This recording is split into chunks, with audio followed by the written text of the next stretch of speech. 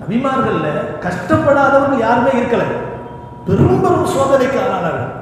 ஆனா அந்த சோதனைகளின் ஒரு கணத்தில் கூட, ஒரு துளி அளவு கூட அல்லாஹ்வை பற்றிய புலம்பல் என்பது இருந்தது இல்லை. மாறாக எப்படி இருந்துச்சு, நான் ஏதோ தப்பு பண்ணிட்டேன், என்னிடத்துல குறை இருக்கு. தாயிஃபுக்கு போய் மார்க்கத்துக்காக போனாங்க, நடந்து போனாங்க, அடி வாங்கினாங்க, ரத்தம் சிந்தி ஷூலாம் ரத்தமா நிரம்பி போச்சு. அணிந்திருந்த காலில் அணிந்திருந்த ஷூ ரத்தத்தால் ரத்தம் வடிஞ்சு வடிஞ்சு அப்படி ஷூ நிரம்பி போச்சு. அப்படிப்பட்ட நிலையிலையும் அந்த ரத்தம் அதிகமாக வெளியானதுனால நபி அவர்கள் முடியாம வந்து ஒரு இடத்துல வந்து மயக்கத்தோடு வந்து அமர்ந்து அல்லாஹ்ட்ட கேட்ட துஆ என்ன தெரியுமா?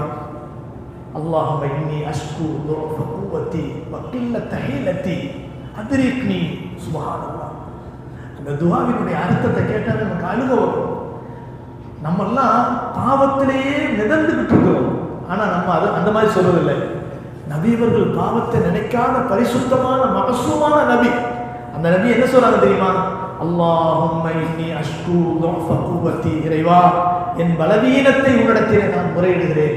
வக்கில்லத ஹீலத்தி, என்னிடத்துல சரியான சாதுரியம் இல்லை. மக்கள்கிட்ட எப்படி சொல்லணுங்கிற ஒரு அழகான நடைமுறை எனக்கு தெரியல. நான் ஏடாபுரமா சொல்லியிருக்கோம் போல தெரியுது, அதனாலதான் அடிச்சாங்களே தவிர நீ எனக்கு கொடுத்த விஷயத்தை பத்தி, இந்த மாதிரியான நோவினை பத்தி எனக்கு பெரிய விஷயம் இல்லை. நீ என் மீது கோபப்படவில்லை என்றால், நீ என் மீது வருத்தப்படவில்லை என்றால் இந்த அடிலாம் எனக்கு சாதாரண அல்லா. இதை பத்தி நான் பெருசாவே நினைக்கல. நான் மூத்தாவே போயிட்டு போறேன், நீ என் மீது திருப்தி ஆகிறியா? நீ கொடுத்த வேலையை நான் சரியா செய்ய தெரியலையா? என்னை மன்னிச்சிரியா அப்படின்னு நபி அவர்கள் சொன்னாங்கன்னு சொன்னா, சுப்ஹானல்லாஹ், ஸல்லல்லாஹு அலைஹி வஸல்லம் மாதிரியான முந்திய நபிமார்கள் ஒவ்வொருவருமே அவர்கள் அடைந்த கஷ்டத்தின் சமயத்தில் தன்னுடைய பலவீனத்தை தான் அல்லாஹ்விடத்திலே முறையிட்டார்களே தவிர, யா அல்லாஹ் உன் வேலையை தானே எடுத்து செய்கிறேன், என்னை ஏன் இப்படி போட்டு சோதிக்கிற, என்னைக்காவது சொல்லியிருக்காங்களா? கிடையாது.